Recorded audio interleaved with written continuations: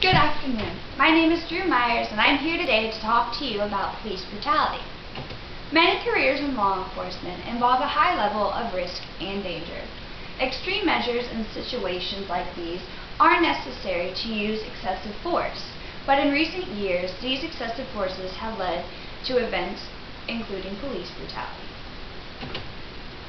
Many feel that racism fuels police brutality and is an ulterior motive that causes these excessive forces. There are also events that can support this claim.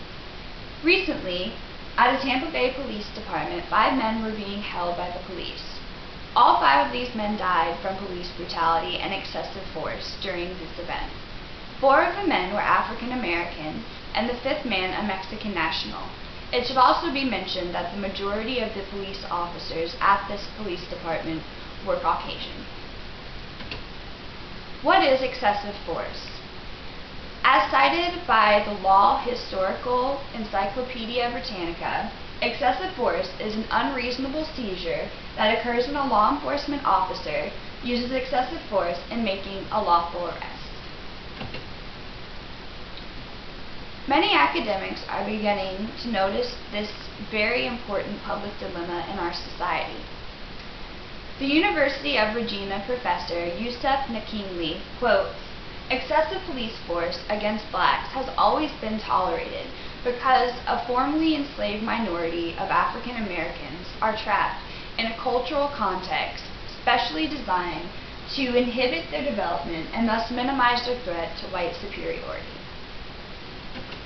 As you can see in this graph from the Seattle Post-Intelligencer, the rate of after-death taser shots from police forces have risen dramatically in both Florida and California in the past few years. Police brutality should be ended promptly by either public force or police enforcement. Recently, in Ohio Police Department, a special law enforcement was created by police officers called SNAT, which stood for Special Nigger Arrest Team. After the creation of SNAT, these law enforcement officers publicly went out into their local community and began to harass both African American women and men. Police are starting to notice brutality from their inside. To quote Gerald Williams, who is the president of the Police Executive Research Forum, otherwise known as PERF, "Let me assure you that we are committed to a professional level of policing with an emphasis in fairness, humanity, and integrity." Hopefully, law enforcement can take great strides in ending police brutality promptly in our society. The public is also starting to notice police brutality.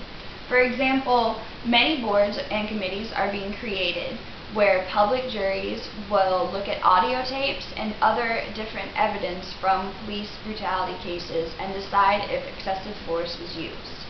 If it was, these police and law enforcement officers can be tried and punished accordingly. In conclusion, police brutality should be dramatically reduced promptly in American society today.